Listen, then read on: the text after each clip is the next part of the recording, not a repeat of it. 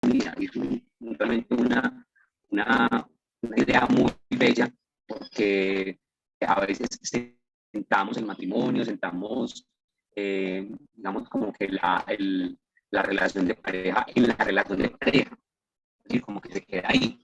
No, no, son de servicio. Sin embargo, yo les había prometido, yo les quiero compartir mejor hoy, el día de hoy les quiero mejor compartir los sacramentos de sanación, ya que estamos pues como en este contexto de, de Pentecostés. Me parece que puede ser muy interesante, eh, lo leemos desde ahí, la unción de los enfermos y el sacramento de la penitencia. Entonces, esos van a ser hoy los dos sacramentos que vamos a abordar.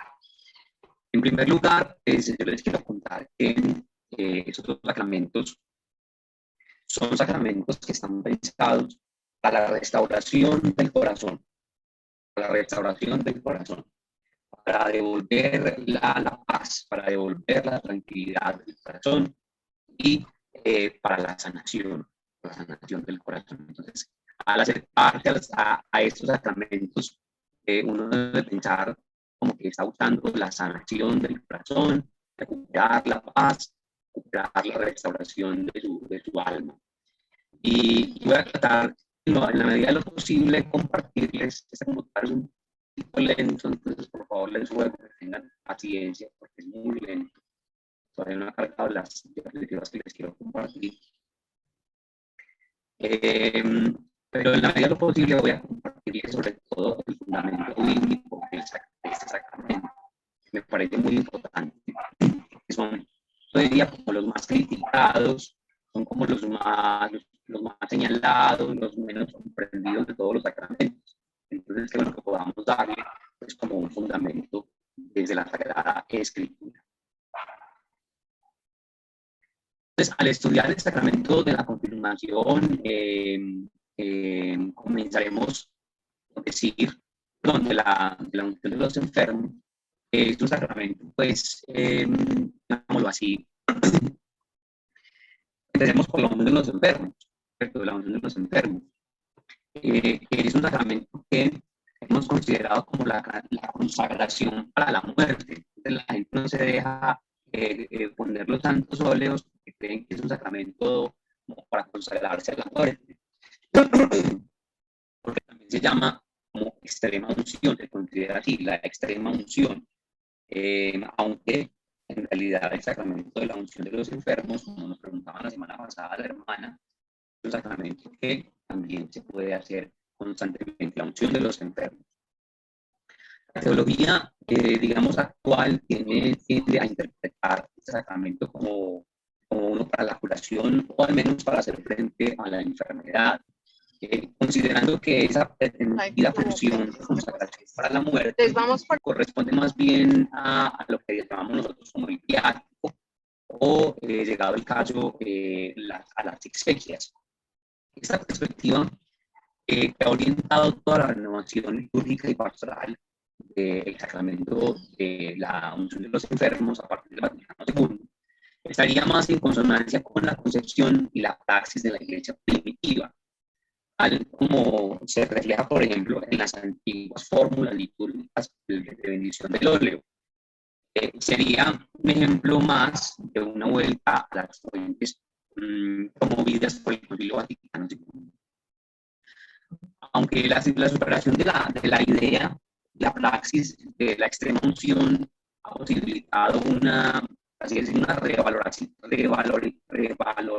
revalorización pastoral de este sacramento, al perder las connotaciones negativas que imponía su asociación con la muerte, lo hacía un poco deseable o atrayente, tanto para el enfermo como para la familia y el mismo sacerdote.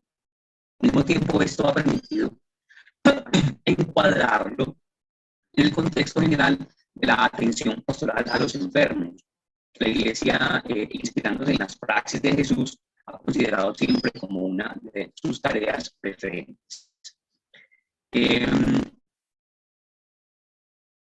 No cabe duda que Esa praxis de la extremaunción a veces era una parte del rito también de enterramiento o de exequias, se presentaba a una concepción, o más bien se prestaba o era pensado como una concepción más bien mágica, llegando incluso a compararse con una especie de salvoconducto o como un billete de entrada para el cielo. Entonces, tiene la extrema unción, derechitos debajo del cielo. No hablar de aquellas veces en que se limitaba a un simple formalismo o un expediente para tranquilizar a la familia. Así puede incluir en la esquela mortuoria la consabida frase, habiendo recibido los santos sacramentos. Era una frase que se podía decir cuando alguien había recibido ya la extrema unción. Todos estos avances, sin embargo, no han impedido que suban también algunas voces críticas o abiertamente discrepantes a la nueva orientación de sacramentos promovida por el Concilio Vaticano II y recogida en el ritual moderno, en el ritual actual. Estas voces llaman la atención sobre los abusos a que ha podido llegar también el desarrollo de la nueva concepción del sacramento. Concretamente, se denuncia el hecho de que la administración indiscriminada de este sacramento, con ocasión de cualquier enfermedad o dolencia, o incluso de manera generalizada, más que una verdadera recuperación, ha llevado a su analización y descrédito.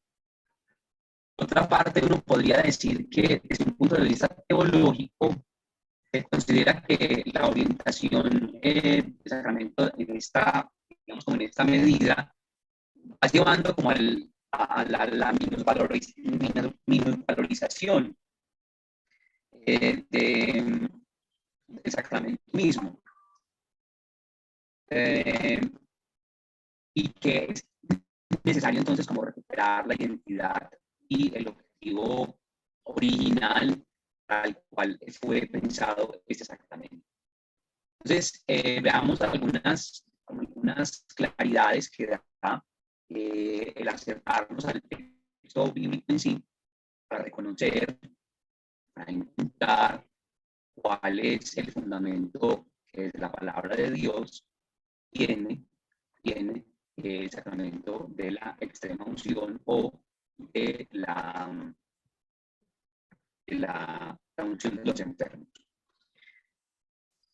Está como lento este computador. Ustedes están viendo la pantalla que les estoy compartiendo, ¿no? Sí, hermano, sí estamos viendo la pantalla. Lo que pasa es que se oye bien cortado. No sé qué está pasando. Se oye cortado. Entonces me voy a conectar con el celular para no tener como tanta...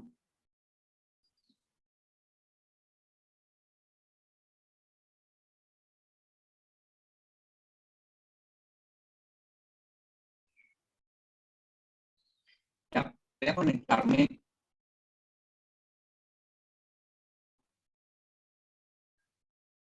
con el celular para que no tengamos más interrupciones.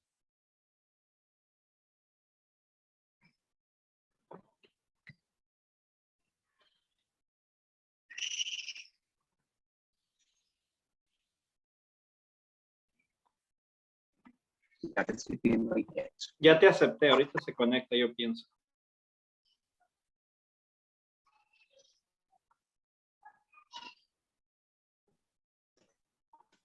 Listo, ahora sí.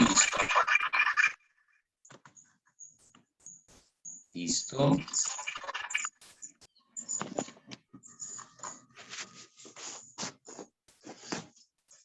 Bueno.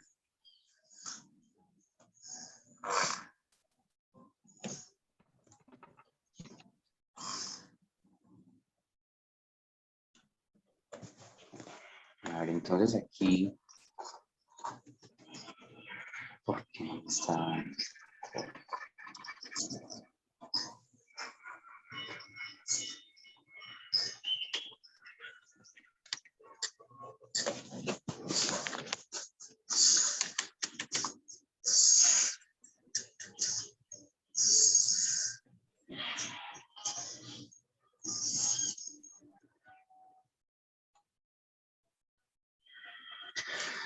Bueno, no, entonces voy a comenzar a compartirles pues el tema Ya sé lo que está pasando. Listo. Entonces el tema desde aquí, vamos a ver el concepto primero de enfermedad en la Biblia, el concepto bíblico de enfermedad, porque justamente esta práctica de la extrema unción o de la unción de los enfermos también tiene que ver con las prácticas que presenta en algunos momentos la palabra de Dios. El concepto de enfermedad, tanto en Israel como en el conjunto del Antiguo Oriente, es muy amplio y también más bien impreciso. Los autores bíblicos no muestran mucho interés por una descripción como clara o de pronto objetiva de la enfermedad, de modo que en muchos casos no sabemos a ciencia cierta de qué se trata. Se consideran enfermedades como la lepra, las llagas, las enfermedades venéreas, la locura, la manía, incluso la esterilidad, los achaques, la miseria de la vejez también es considerada como una enfermedad. Pero con los mismos términos se alude también a la pobreza, a la cautividad o al hambre. Entonces no hay como claridad pues, sobre cuál es como la definición clara de enfermedad.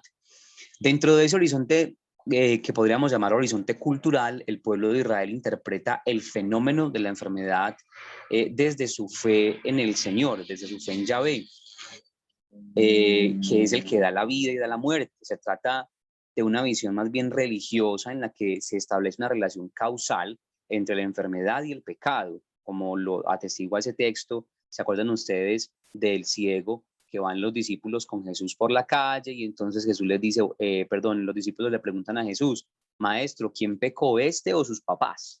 Y Jesús le dice, no ha pecado ninguno de ellos, porque eso es para que se manifieste, para que se revele para la voluntad de Dios o el querer de Dios.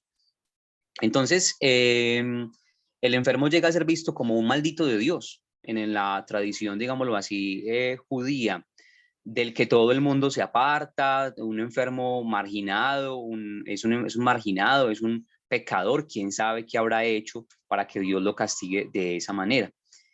Sin embargo, a partir de esos esquemas convencionales, la propia fe de Israel va a operar o va a realizar una reinterpretación y clarificación de lo que es la enfermedad. Por ejemplo, se insiste pues como en la culpa moral, en que en el pecado hay como una especie de enseñanza, en el pecado no, en la enfermedad hay también como una especie de enseñanza, como algo que uno puede aprender, como una especie de pedagogía de la enfermedad y así por el estilo.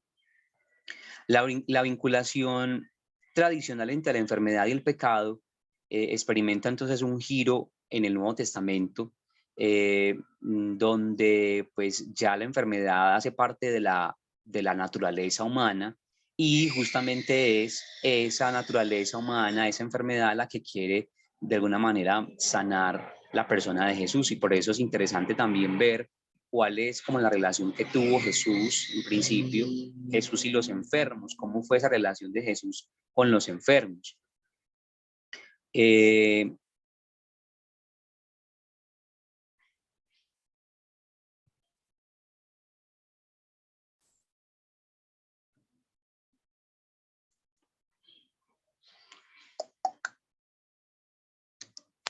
Este computador está insoportable.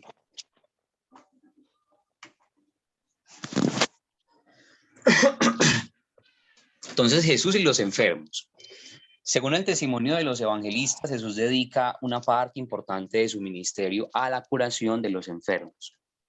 En esta actividad sanadora, el evangelista Mateo ve ya una primera realización de la profecía del siervo de Yahvé, hace referencia ahí el texto. El libro de los Hechos resume toda la actividad pública de Jesús diciendo que pasó haciendo el bien y curando a todos los oprimidos por el diablo. Y es una síntesis de la misión de Jesús. Y esta alusión al diablo muestra, pues, como nota a pie de página, que en tiempos del Nuevo Testamento persistía la antigua concepción que interpretaba el origen de las enfermedades en clave demonológica o en clave de posesiones. Esta concepción constituye el trasfondo, por así decirlo, sobre el cual se presenta la irrupción del reinado de Dios en Jesús, como la victoria sobre el poderío de Satanás. Si por el poder, dice Jesús en Mateo, si por el poder de Dios expulso los demonios, es que el reino de Dios está en medio de ustedes.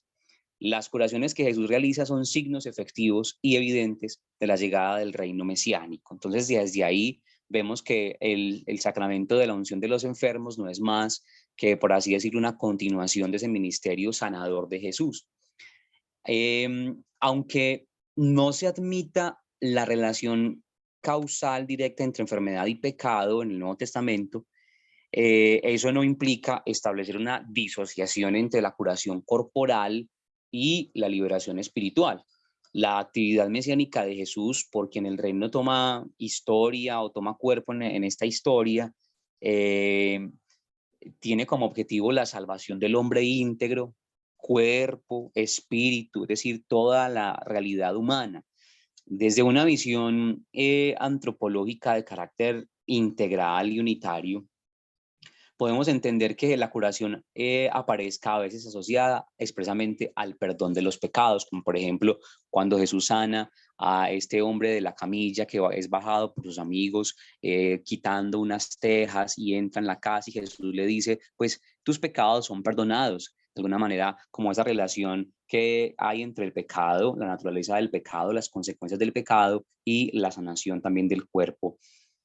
En la perspectiva del Nuevo Testamento, digamos como en el contexto del Nuevo Testamento, esta liberación integral no es objeto solo del ministerio de Jesús, sino también de la misión de los discípulos.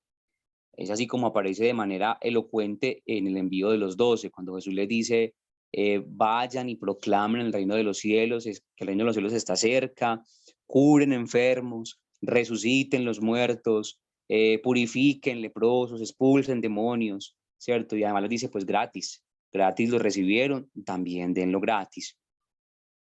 Entonces, al relatar este episodio, por ejemplo, del envío, el evangelista Marcos da un detalle muy interesante. Dice algo así como, y partiendo de allí predicaron que se convirtieran, expulsaban los demonios y ungían con aceite a muchos enfermos y los curaban. Entonces, en sí mismo el hecho de que los apóstoles utilizaran el aceite como instrumento al servicio de su actividad o al servicio de su misión, pues no tiene nada de sorprendente porque en aquella época era muy conocido y estimado el valor terapéutico del aceite. Recuerden, por ejemplo, lo que hizo también el samaritano después de encontrarse al hombre tendido en el camino. Dice el texto de Lucas que lo tomó, limpió sus heridas con aceite y vino. Fíjense que ahí está el aceite como un elemento, como un instrumento de sanación que ayuda a recuperar la sanación. Entonces, en realidad el interés de Marcos está ligado más bien en que la referencia a esta práctica apostólica va a jugar un papel importante en el desarrollo posterior del quinto sacramento. Esa es la importancia de esa mención. Fíjense que está relacionado ahí en la misión de los apóstoles de Jesús con el sacramento, con el aceite, con el uso del aceite como elemento de sanidad, que es en definitiva el fundamento del sacramento de la unción de los enfermos. Ahora, hay que advertir que los relatos neotestamentarios de curación hacen también referencia a otros gestos o medios de curación como la imposición de manos, como lo veíamos la semana pasada en el caso de la confirmación, que no solamente la imposición de manos es un sacramento, es un acto de consagración, sino también de sanación, que cuando se impone las manos sobre una persona, también se está pidiendo sobre ella la curación, la sanación definitiva. También gestos como la unción con barro, ¿se acuerdan el gesto de Jesús cuando cura al ciego, que pone barro en sus ojos?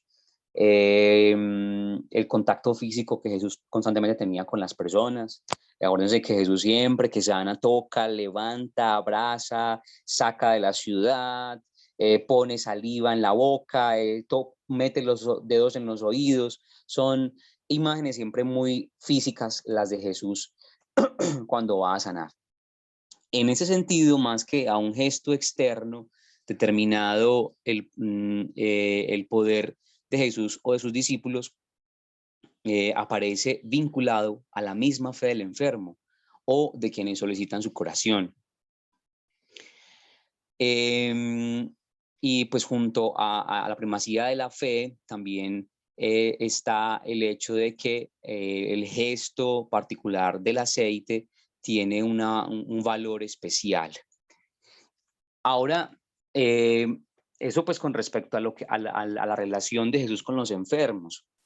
Encontramos pues en los evangelios muchísimos relatos que hablan de cómo Jesús sana, cómo Jesús cura, cómo Jesús libera, pero además de eso también encontramos ciertos aspectos o cierto fundamento que hace mención del aceite o de la unción de los enfermos como un ejercicio curativo, como un ejercicio también de sanación de los enfermos. Ahora, hay un pasaje que es un pasaje clásico de la sanación de los enfermos o de la unción de los enfermos, que es este de Santiago, que dice: si hay algún enfermo entre ustedes, que llamen a los presbíteros de la iglesia para que sana imponiendo las manos o ungiéndolo con aceite, recupere la sanación. Y si ha pecado, y si de pronto ha pecado, entonces los pecados le serán perdonados, ¿cierto? Es como más o menos como dice el texto ahí, parafraseándolo. Ese texto es bien interesante y es bien bonito porque pues, es el fundamento, por así decirlo, la mención más clara de la unción como un ejercicio de curación ya desde la comunidad primitiva. Estamos hablando de Santiago, muy al inicio de la comunidad primitiva, muy al inicio de la experiencia cristiana. Estamos diciendo que ya existía dentro de la comunidad una práctica que consistía en ungir a los enfermos con aceite. Sin pretender hacer como un estudio exhaustivo del pasaje, porque pues nos quedaríamos acá un buen rato, sí debemos como centrar la atención en los aspectos como más importantes para el estudio que estamos haciendo acá. Un primer punto discutido es el de la gravedad o levedad de la enfermedad a que hace referencia nuestro texto. El texto dice así: ¿está enfermo alguno entre vosotros? Llame a los presbíteros de la iglesia, que oren sobre él y lo unjan con óleo en el nombre del Señor. Y la oración de la fe salvará al enfermo, y el Señor hará que se levante, y si hubiera pecado, le serán perdonados. Confesaos pues mutuamente vuestros pecados y orad los unos por los otros para que seáis curados.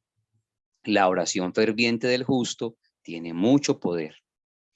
Entonces, los verbos que se emplean ahí, que son los verbos asteneo y camneo o capno, significan genéricamente estar enfermo, sin que de ello, digamos, como que podamos sacar alguna conclusión de la gravedad de la enfermedad.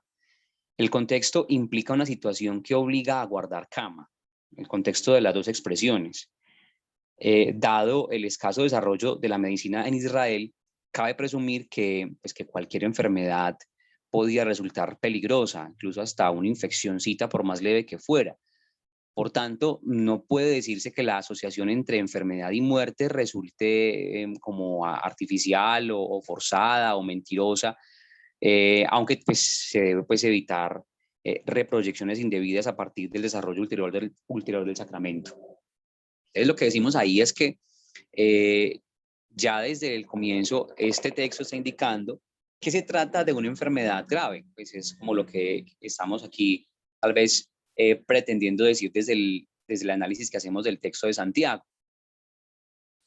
En cambio, no se discute que ya hoy, que con el nombre de presbítero, es otro de los detalles, se designa aquí al grupo que ejercía de manera colegial la función de presidencia en la comunidad cristiana, tal como aparece en el libro de los Hechos y en las cartas pastorales, donde ya los presbíteros son de alguna manera los que están encargados de ejercer el ministerio o la oración por los enfermos. La finalidad o el efecto de la unción es que recupere la salud, según dice el texto. La oración del justo, por la oración del justo tiene poder, y recuperará la salud, se levantará, en el nombre del Señor hará que se levante. Entonces está vinculado de nuevo aquí el ejercicio de oración con el recuperar la salud. Y hay un detalle, digamos, como también interesante, que está relacionado con lo que vamos a decir ahorita, del sacramento de la unción, de la confesión o de la penitencia. Y es la frase condicional, que dice así: si hubiese pecado o si hubiere cometido pecado, será perdonado. Puede decirse que no existe digamos, como un nexo necesario e inmediato entre la enfermedad y el pecado. O sea, como decíamos ahorita al principio, ya hay una superación en esta reflexión, en la reflexión del Nuevo Testamento, una superación de esa relación que se apoyaba, digámoslo así, como en una conciencia de que el pecado es una especie de generador de maldición sobre la vida de una persona y que, por tanto, la enfermedad es una consecuencia del pecado. Pero ya en el Nuevo Testamento hay como una especie de superación y aquí pues puede decirse que no hay como un nexo necesario entre las dos cosas. Y además de eso, que los beneficiarios de la acción sacramental aquí descrita no son solamente los pecadores, sino todos. Es decir, aquí Santiago no está diciendo que se unja a los que hayan cometido pecado y por eso hayan quedado enfermos, sino que a todos los que estén enfermos los pueden ungir. Por otra parte, de esta expresión, la expresión "si hubiere cometido pecado", se desprende también que el perdón de los pecados que pueda tener al enfermo, que puede tener el enfermo, es efecto igualmente de esta actuación de la Iglesia. Por lo demás, también hay que señalar que aunque el efecto del perdón se atribuye a la acción del presbítero, la sucesiva exhortación a la confesión e intercesión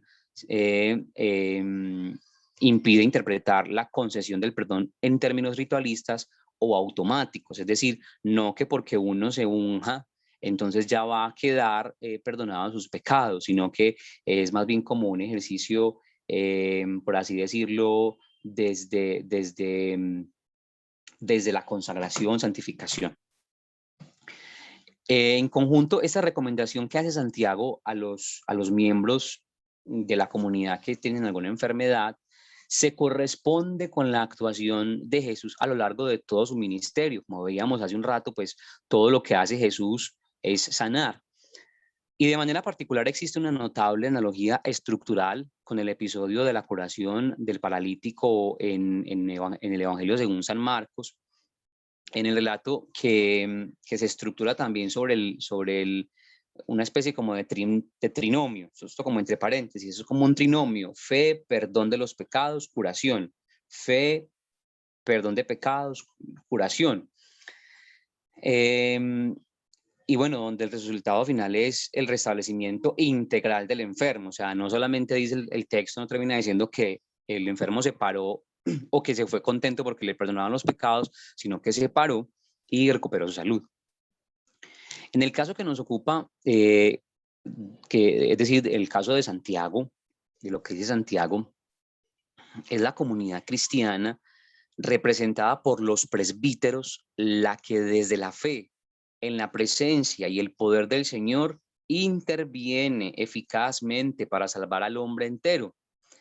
Comprobamos una vez más cómo el ministerio salvífico de Jesús se prolonga en la acción sacramental de la Iglesia.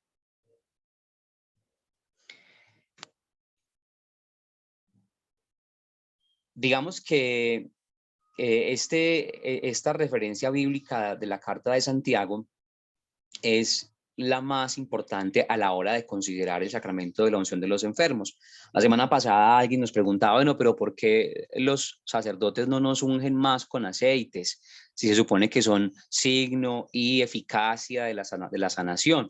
Yo les decía, porque es que a veces a los sacerdotes les cuesta mucho como comprender que también la unción de los enfermos es para todo aquel que esté enfermo. La idea de que solamente es para los enfermos de gravedad, pues nace justamente de que también también la unción de los enfermos se piensa como una especie de ejercicio de perdón de los pecados, según lo acabamos de ver en el texto que nos comparte también el Santiago en su carta. Entonces la gente como que relacionó, a ver, esta persona está muriendo, ya no se puede confesar porque de pronto ya ni siquiera puede hablar. Entonces, ¿qué hacemos? Pues llamemos al cura para que le ponga la extrema unción y pues, de una vez quede santificado. Todo eso generó pues como en la gente un montón de expectativas, entonces ya se le perdona el pecado, entonces ya tal cosa. Y por eso se fue como reduciendo poco a poco el efecto del sacramento de la unción de los enfermos solamente a aquellas personas que estaban muriendo, que estaban en el lecho de muerte. Sin embargo, es un sacramento de sanación y es sacramento. No solamente es sacramental, es sacramento. ¿Sí? Un sacramental es un signo que ayuda. El agua bendita es un sacramental que ayuda a la fe, que ayuda, digamos así, a los ejercicios de piedad y de fe. Pero la unción de enfermos es un sacramento y es un sacramento de sanación. Entonces uno debería poder llamar a un sacerdote cuando va para una cirugía. Padre, por favor, póngame la unción de los enfermos. Ah, es que se va a morir. No, no me voy a morir. Estoy pidiendo que me den un sacramento como ayuda para recuperar la salud. Como ayuda para recuperar la salud. ¿Y por qué está diciendo usted eso? Porque Santiago en su carta dice que si alguno de ustedes está enfermo, llame a los presbíteros para que oren por él, lo unjan con aceite y recupere la salud. Fundamento bíblico. Ahí está. Además de eso, que la iglesia recomienda que los enfermos sean ungidos con aceite. Yo recuerdo cuando iban a nacer mi segundo hijo, mi esposa estaba muy mal, estaba con la columna muy, muy mal y parecía que iba a ser un embarazo muy difícil. Entonces, un curita amigo me dijo, Andrés, ¿quieres que le ponga la unción de los enfermos a tu esposa? Yo le dije, pues claro. Entonces, en ese tiempo, pues estaba mi suegra en la casa y le dije, yo ve, viene el padre a ponerle la unción de los enfermos a Rosita. Y dice, ay, no, no, no, no, no, no, no, qué miedo, no, no, no, no, no, no deje que le ponga eso, que qué miedo.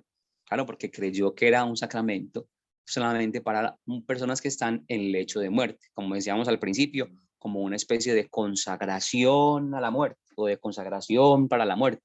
Y no es así, como lo ven, es un sacramento muy bello, que de hecho en la renovación carismática se practica mucho, es muy bonito, a mí me gusta mucho la renovación, que tiene cosas muy bonitas, como por ejemplo recuperar el signo del aceite como signo de sanación, como signo de ayuda para los momentos de enfermedad. No sé hasta ahí si tienen alguna pregunta sobre el sacramento de la unción, algún comentario, alguna duda o algún aporte que hacer a lo que acabamos de decir aquí. Brother, qué bueno, me gusta que hayas aclarado eso sobre la unción de los enfermos, porque sí es verdad, la mayoría de la gente piensa que la unción de los enfermos es ya para cuando la gente se va a morir. Y sin darnos cuenta nos perdemos de un gran sacramento que se puede usar, no sé si estaría equivocado, pero tan común como cuando vamos a confesarnos de una manera regular, porque es algo que me encanta a mí de los sacramentos, que es una manera que Jesús se queda con nosotros y está en cada aspecto de nuestra vida, en los momentos de enfermedad, en los momentos de reconciliación espiritual, nos alimenta, nos fortalece para nuestros envíos. Entonces, el sacramento de la unción de los enfermos es una, vaya, no sé si estaría mal usarlo, pero es como una herramienta que nos da el Señor para darnos la fuerza en toda cirugía, en toda práctica médica. A veces yo pienso que tendemos mucho a pedir oración a mucha gente cuando vamos a hacer alguna cosa médica, digamos, seria, pero a veces se nos olvida lo más importante que es agarrar la unción de los enfermos. Que la oración de nuestra comunidad sirve, claro que sí, pero la iglesia nos dejó el sacramento de la unción de los enfermos para estos momentos.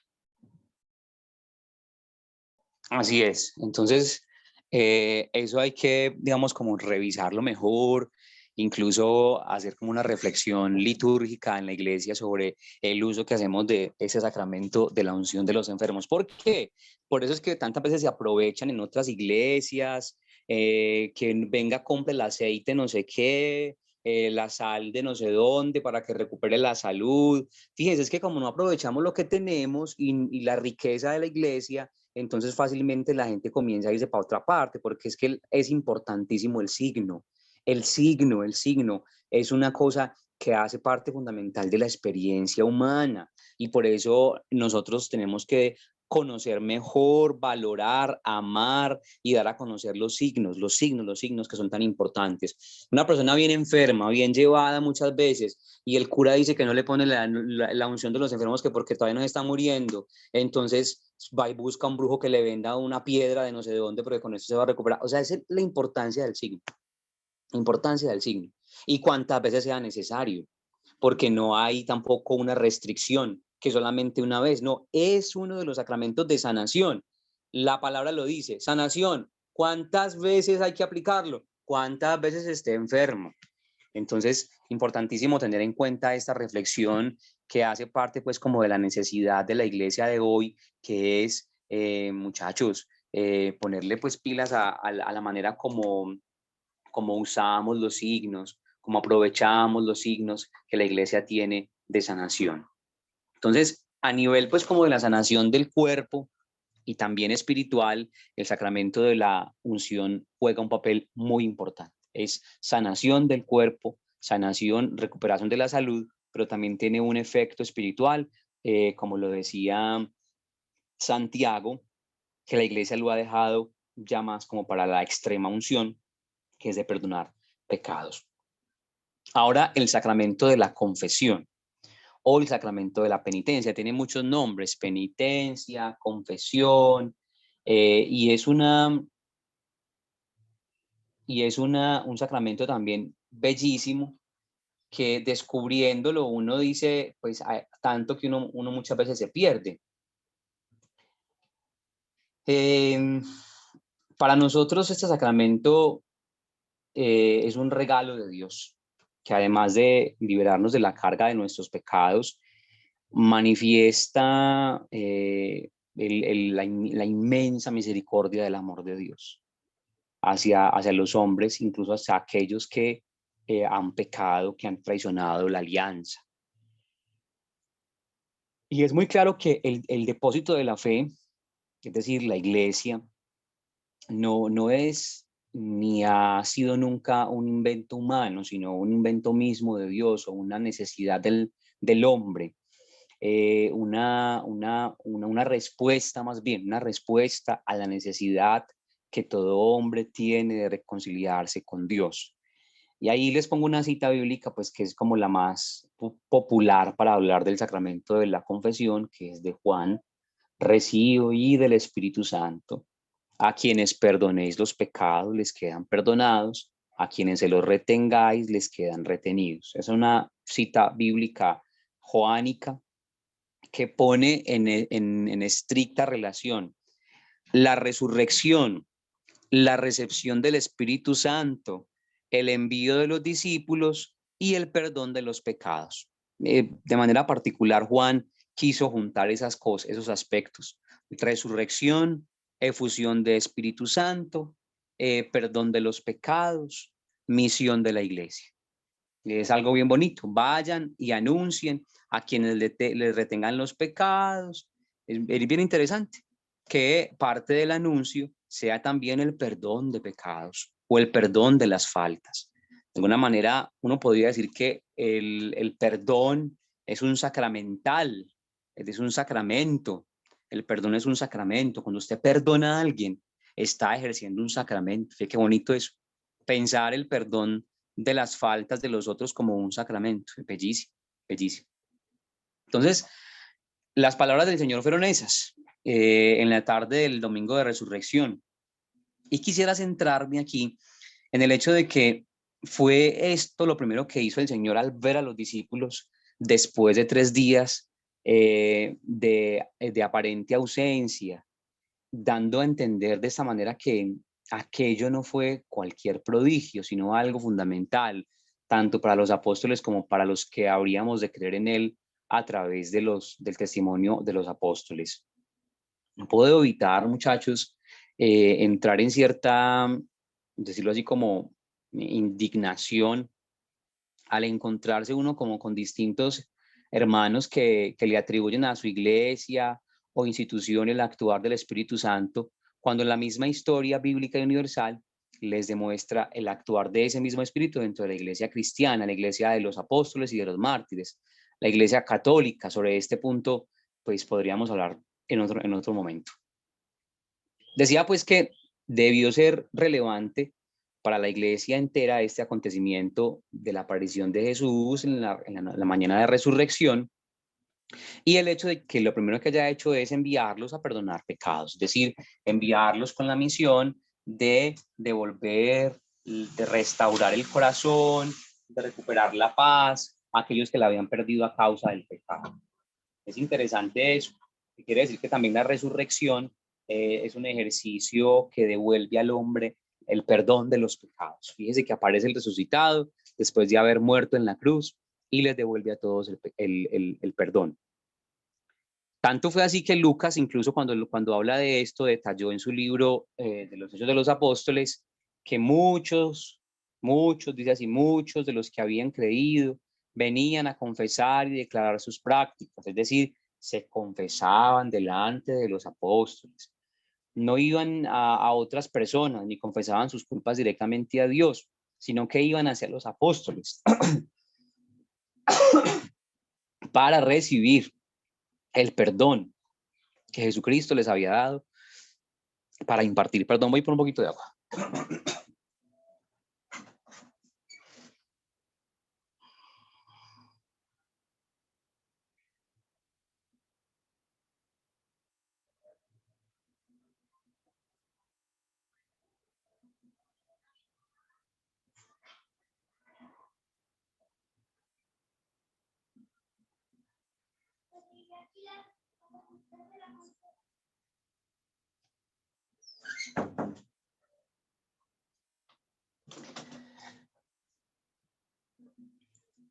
Bueno, entonces, sin embargo, pues estos textos que les acabo de mencionar,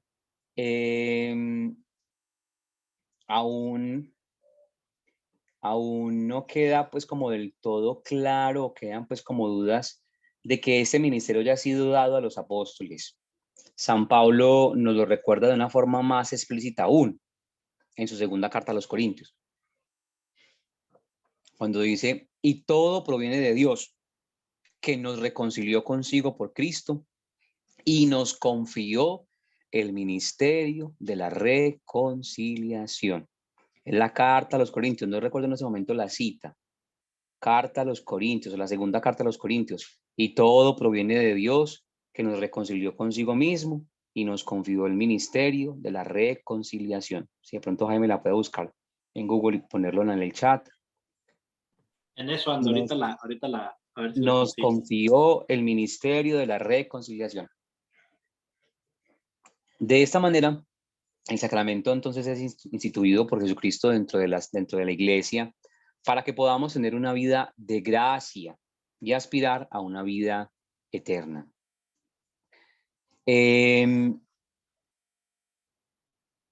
No pretendo pues como hacer un tratado de la historia completa del sacramento, porque es muy amplia y tomaría muchísimo tiempo, pero sí quiero como exponer algunas de las tantas razones que lo fundamentan.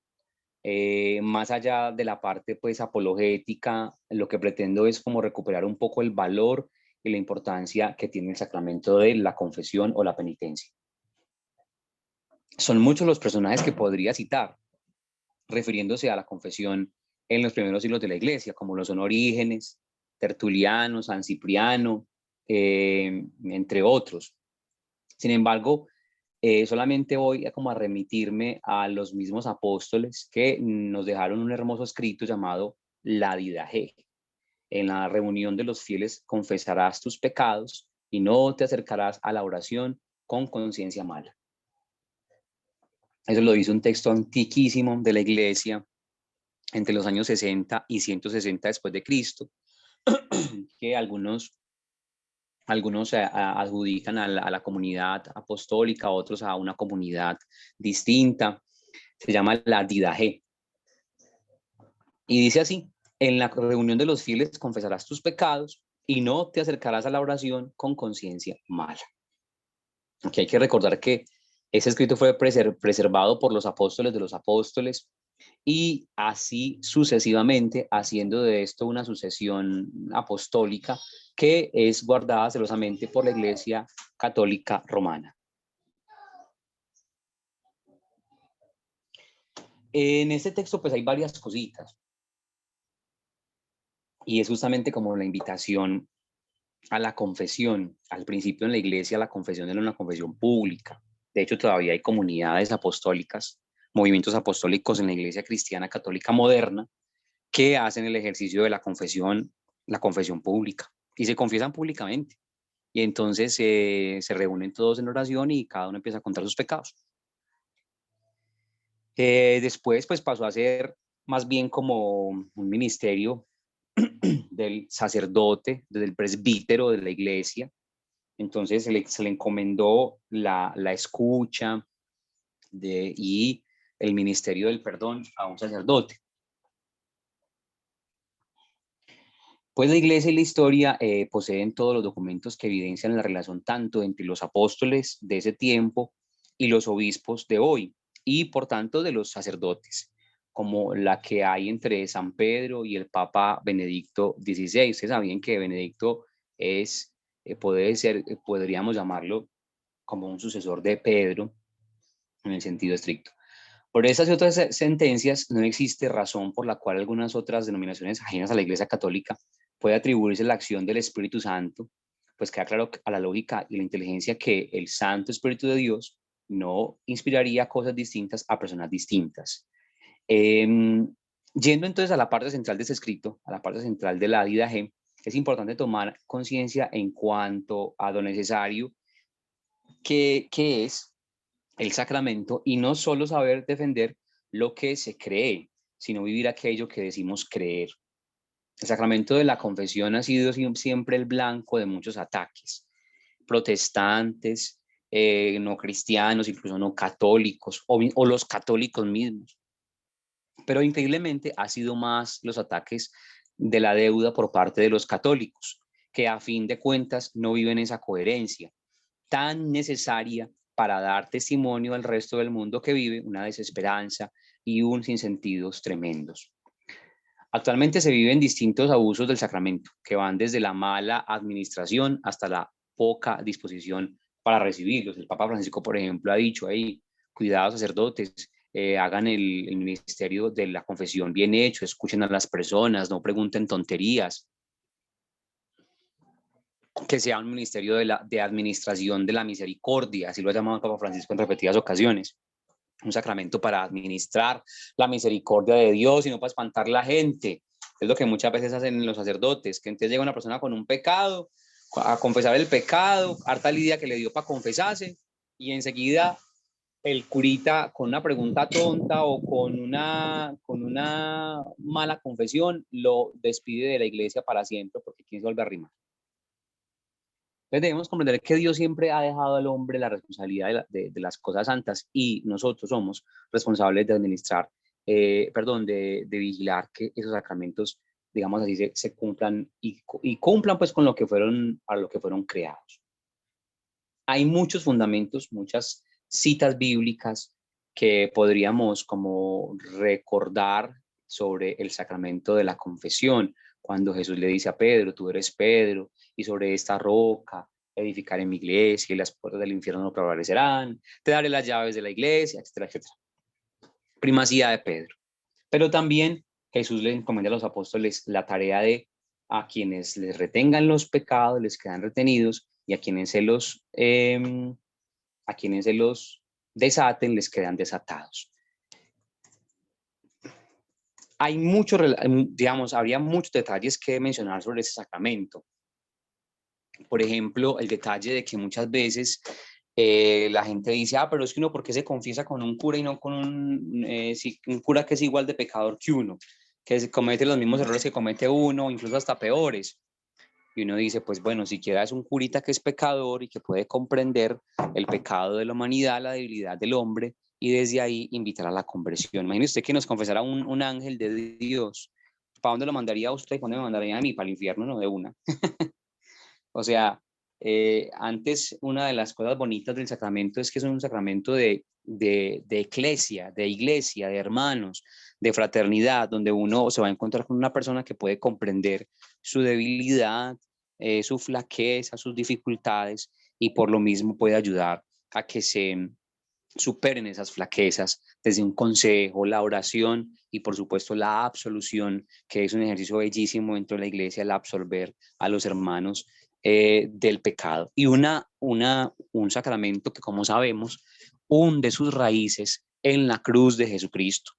Todos los sacramentos, vea, si algo les puede quedar de esta reflexión de hoy y de todo el curso que les he compartido, que sea esto: todos los sacramentos brotan de la cruz de Cristo. Todos los sacramentos brotan de la cruz de Cristo. Es decir, no, uno podría buscar fundamento bíblico, histórico, magisterial para todos los sacramentos, pero en definitiva hay que decir que todos los sacramentos brotan del corazón abierto de Jesucristo. Por ejemplo, el bautismo en definitiva brota del corazón abierto de Jesucristo en la medida en que somos bautizados en su muerte, para nacer a una vida nueva en su resurrección. Segundo, la confirmación. La confirmación es el fruto, recibir el Espíritu Santo es el fruto maduro de la cruz de Cristo. La comunión, lo que comemos es el cuerpo de Cristo, Cristo que se entrega como ofrenda en la cruz. Por eso en toda misa hay un crucifijo, y tiene que haber un crucifijo, porque estamos recordando la pasión, muerte y resurrección de Jesús. La unción de los enfermos, la sanación nos viene por Jesucristo el Señor, que murió por nosotros. Y la confesión de los pecados, somos perdonados porque Cristo murió por nosotros. El fundamento del sacramento de la confesión es Cristo muriendo por los hombres, y somos perdonados no por un cura, somos perdonados no por un sacerdote, somos perdonados no por un ministro, sino que somos perdonados por el mismo Cristo.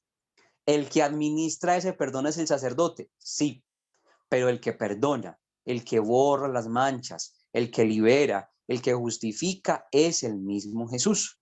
Entonces usted y yo nos acostumbramos a veces a pensar que el perdón proviene del curita. No, el perdón proviene de la cruz de Cristo. Jesús murió por usted y por mí, se entregó por usted y por mí, nos liberó del pecado, rompiendo las ataduras del pecado. La deuda quedó cancelada, es decir, ya no hay deuda con nadie. Jesús rompió la cadena del pecado. Y cuando usted y yo vamos al confesionario, vamos a reclamar nuestra parte en esa liberación. Vamos a reclamar nuestra parte en esa gracia que Jesús nos alcanzó con su cruz. No sé si me entiendo con esa expresión. Fíjense que al sacramento de la confesión vamos es a reclamar la parte del perdón que nos toca a nosotros, el perdón que Jesús logró muriendo por nosotros en la cruz. Por eso cuando vamos al sacramento vamos es a celebrar, ojo, a celebrar. En algún momento leía que el sacramento no es para perdonar el pecado, sino para celebrar el perdón del pecado. ¿Cómo así? Que Dios perdona al hombre cuando se arrepiente, cuando el hombre se arrepiente. Es decir, incluso antes de confesarnos, el Señor nos ha perdonado. Pero nosotros estamos en la obligación y estamos invitados a celebrar la confesión, primero como un ejercicio humano de dejar salir lo que tenemos en el corazón. Segundo, como una celebración comunitaria del perdón que Dios hace, que el perdón que Dios nos da. Es una celebración del perdón que Dios da a los hombres. Es bellísimo eso, muy bonito eso. Bueno, muchachos, ¿alguna pregunta, alguna duda, alguna inquietud? Por favor, manifiéstenlo. A ver si alguien tiene pregunta o inquietud. Ahorita es el tiempo. Yo sé que más de alguno ha escuchado cuando dicen, no, ¿para qué me confieso con un pecador igual que yo, como decía el hermano? O gente que dice, yo no robo, yo no mato, yo no le hago daño a nadie, yo no tengo que confesarme. Y a veces no sabemos qué responder. Así que ahorita es la oportunidad. Al que quiera, prenda su micrófono y pregunte. Aprovechen.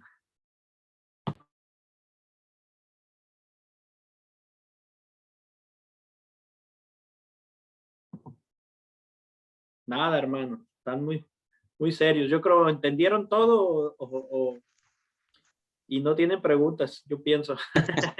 Está bien. Espero que hayan entendido todo o no hayan entendido, o no que no hayan entendido nada. Oiga, alguien prendió su micrófono, hermano. La hermana Marisela Cruz, si gusta, le doy el tiempo. Sí, no de la confesión, pero de los santos óleos. Tengo una pregunta. No hace mucho, una amiga mía, su hermano se enfermó del COVID y cuando estábamos en el trabajo platicábamos y me hacía preguntas. Entonces, mi cosa es de que ella decía que había recibido su hermano los santos óleos y que muchos rezábamos por él, pero desafortunadamente hace 2 días murió.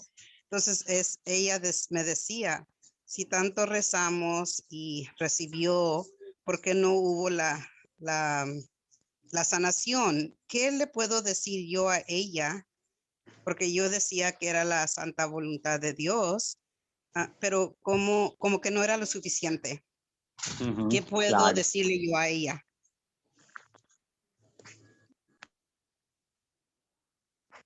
Fíjate que el sacramento muchas veces es entendido como una especie de varita mágica, ¿cierto? Entonces la gente quiere pues que se recupere la salud a través del sacramento, y no es así.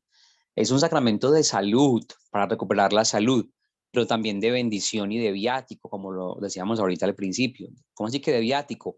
Para la vida eterna. Es que la vida no termina aquí, la vida continúa, la vida nuestra es eterna, la vida continúa en la presencia gloriosa de Dios. Entonces, que si rezaba tanto, ¿y por qué se murió? Pues por eso se murió, porque rezaba mucho. Se fue para donde Dios, se fue para donde el Señor, que es nuestra meta última. A veces nosotros tenemos una visión de la muerte tan anticristiana, y perdón que lo diga así, pero es anticristiano.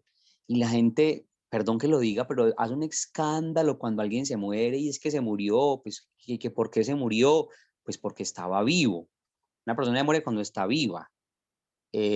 Segundo, y entonces, ¿y ahora qué?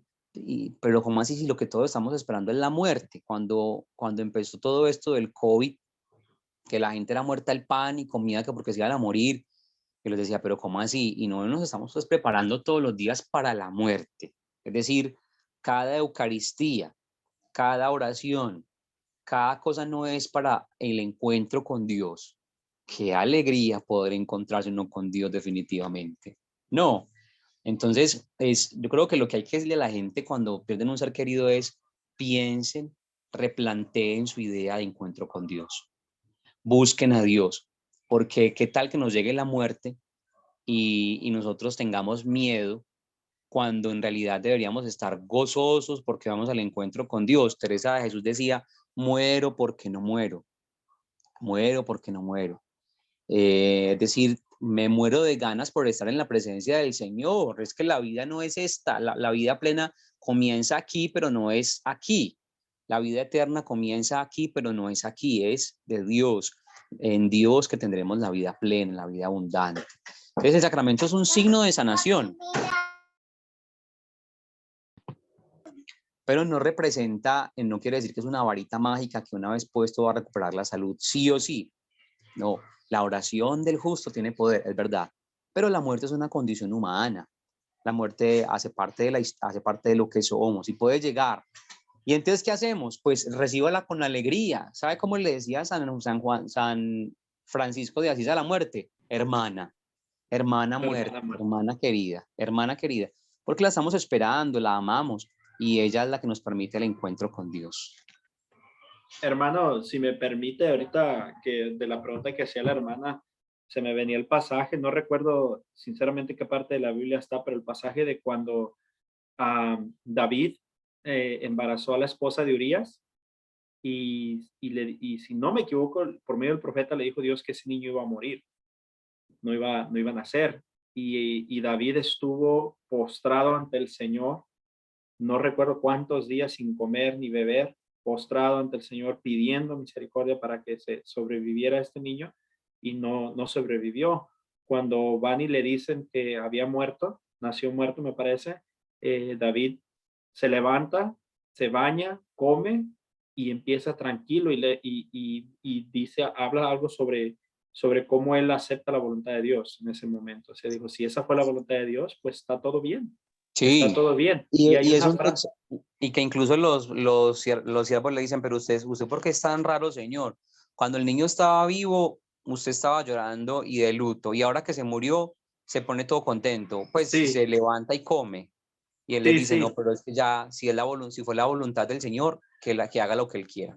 Amén. Y era lo que quería tocar. A veces cometemos el error de que cuando oramos al Señor, no oramos para que su voluntad se cumpla, sino que a veces oramos como al estilo cuando van a los brujos, para que se haga mi voluntad, no la voluntad de Dios. Y claro que esta pregunta es más profunda, porque una persona que toma ese aspecto probablemente quizás no está muy adoctrinada y no conoce quizás mucho y vive la fe la mejor manera que ella puede, pero por falta de adoctrinación, pues lo entiende de esa manera. Pero hay una frase que me encanta que en un retiro de sanación que hizo Pablo Collazo y Gabriel Rinaldo, y ellos decían que, más bien que Pablo lo dijo, dice que nosotros todos queremos ir al cielo. Dice, y yo no entiendo, dice, todos queremos ir al cielo. Todos los cristianos, todos los bautizados tenemos la esperanza de la vida eterna, del cielo. Y cuando se nos va alguien al cielo, nos entristecemos y lloramos. Pues, ¿qué no se supone que para allá queremos ir? No es como una manera muy simple, muy plástica de ponerla. Sí. Sí, es verdad. Es verdad. Ahí está como la dicotomía. Con mucho gusto, ahí está como la dicotomía entre la muerte y la vida eterna, la esperanza en la vida eterna. Obvio, uno tiene todo el derecho de ponerse triste porque es un ser querido que se muere, pero también es como abrir el corazón para que la esperanza en la vida eterna nos consuele. Consolarse con la esperanza en la vida eterna es muy bonito. Bueno, chicos, entonces nos vemos en 8 días. Vamos a abordar el próximo sábado los 2 últimos sacramentos que nos quedan, que como les decía al principio son de servicio a la comunidad o vocacionales, el sacramento de la orden sacerdotal y el matrimonio. Un abrazo, un feliz resto de fin de semana, que Dios los bendiga. Gracias, hermano. Me gustaría si alguien quisiera hacer la oración para cerrar y terminamos ya con esta formación. Si alguien quisiera, prenda su micrófono y con toda libertad le damos las gracias al Señor.